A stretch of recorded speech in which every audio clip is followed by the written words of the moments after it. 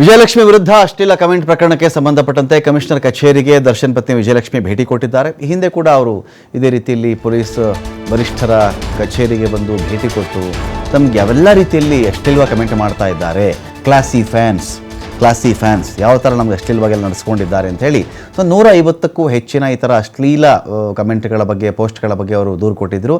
ಇದಾದ ಮೇಲೆ ಅದರ ಫಾಲೋ ಅಪ್ ಮಾಡ್ತಾ ಇದ್ದಾರೆ ವಿಜಯಲಕ್ಷ್ಮಿ ಅವರು. ನನ್ನ ದೂರು ಏನಾಯಿತು, ನಾನು ಇಂತಿಂಥ ಕಮೆಂಟ್ಗಳ ವಿರುದ್ಧವಾಗಿ ಕಂಪ್ಲೇಂಟ್ ಕೊಟ್ಟಿದ್ದನಲ್ಲಪ್ಪ, ಯಾರನ್ನ ಅರೆಸ್ಟ್ ಮಾಡಿದ್ರಿ, ಕಾನೂನು ಕ್ರಮ ಜರುಗಿದೆಯಾ ಇಲ್ವಾ, ಎಲ್ಲ ವಿಚಾರಗಳಿಗೆ ಸಂಬಂಧಪಟ್ಟಂತೆ ಅವರು ಇವತ್ತು ಕಮಿಷನರ್ ಕಚೇರಿಗೆ ಬಂದರು. ಸೀಮಂತ್ ಕುಮಾರ್ ಸಿಂಗ್ ಅವರನ್ನ ಭೇಟಿ ಮಾಡಿದ್ದಾರೆ ವಿಜಯಲಕ್ಷ್ಮಿ ಅವರು.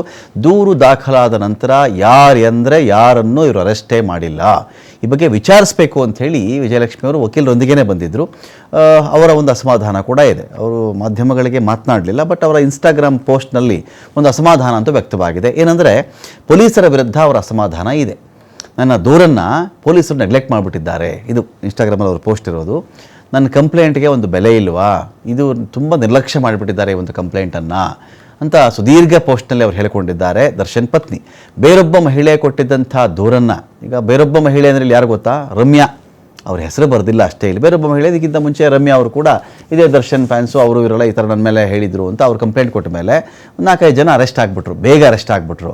ಆ ಮಹಿಳೆ ಕಂಪ್ಲೇಂಟ್ ಕೊಟ್ಟರೆ ಒಂದೇ ಒಂದು ದಿನದಲ್ಲಿ ಕ್ರಮ ಆಗಿಬಿಡುತ್ತೆ, ನಾನು ಕೊಟ್ಟಿರ್ತಕ್ಕಂಥ ಕಂಪ್ಲೇಂಟಿಗೆ ಆದ್ಯತೆಯೇ ಕೊಟ್ಟಿಲ್ಲ ಅಂತ ಬೇಸರ ಹೊರಹಾಕಿದ್ದಾರೆ.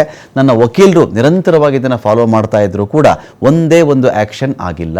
ಹೀಗಾಗಿ ನಾನೇ ಖುದ್ದು ಹೋಗಿ ಪೊಲೀಸರಿಗೆ ಮತ್ತೊಮ್ಮೆ ರಿಮೈಂಡ್ ಮಾಡಿದ್ದೀನಿ, ನೆನಪಿಸಿದ್ದೀನಿ. ನಾನು ಈ ಪ್ರಕರಣವನ್ನು ನಾನಂತೂ ಸುಮ್ಮನೆ ಬಿಡಲ್ಲ, ನನಗೆ ನ್ಯಾಯ ಸಿಕ್ಕೇ ಸಿಗುತ್ತೆ ಅಂತ ಕಾಯ್ತಾ ಇದ್ದೀನಿ ಅಂಥೇಳಿ ಬೆಂಗಳೂರು ಸಿಟಿ ಪೊಲೀಸ್ ಗೃಹ ಸಚಿವ ಸರ್ಕಾರಕ್ಕೆ ಟ್ಯಾಗ್ ಮಾಡಿ ಪೋಸ್ಟ್ ಮಾಡಿದ್ದಾರೆ. ಇನ್ನೊಂದು ಕಡೆ ಅಕೌಂಟ್ಗಳ ವಿರುದ್ಧವಾಗಿ ದೂರು, 18 ಅಕೌಂಟ್ಗಳ ವಿರುದ್ಧವಾಗಿ ದೂರಿದೆ. ಕೆಟ್ಟ ಕಮೆಂಟ್ ವಿರುದ್ಧವಾಗಿ ದೂರು ಕೊಟ್ಟಿದ್ದಾರೆ ವಿಜಯಲಕ್ಷ್ಮಿ ಅವರು. ಸೈಬರ್ ಕ್ರೈಮ್ ಠಾಣೆಗೆ ಕೆಟ್ಟ ಕಮೆಂಟ್ನ ಸ್ಕ್ರೀನ್ಶಾಟ್ಸ್ನ ಮೂಲಕ ಕಂಪ್ಲೇಂಟ್ ಮಾಡಿರೋದು ಅವರು. ಇಂತಿಂಥ ಅಕೌಂಟ್ಗಳಿಂದ ಈ ಥರ ನನ್ನ ಬಗ್ಗೆ ಅಷ್ಟಿಲ್ವ ಕಮೆಂಟ್ ಮಾಡಿದ್ದಾರೆ ಅಂತ.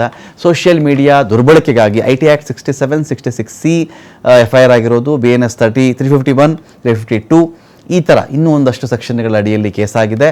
ಅಸಭ್ಯ ವರ್ತನೆ, ಲೈಂಗಿಕ ಆನ್ಲೈನ್ ಕಿರುಕುಳ, ಅವಾಚ್ಯ ಶಬ್ದ ಬಳಕೆ ಎಲ್ಲವುಗಳ ಆಧಾರದ ಮೇಲೆ ಕಂಪ್ಲೇಂಟ್ ಕೊಟ್ಟಿದ್ರು ಕೂಡ ಒಂದೇ ಒಂದು ಆ್ಯಕ್ಷನ್ ಆಗಿಲ್ಲ ಅಂತ ವಿಜಯಲಕ್ಷ್ಮಿ ಅವರಿಗೆ ಸಿಟ್ಟು.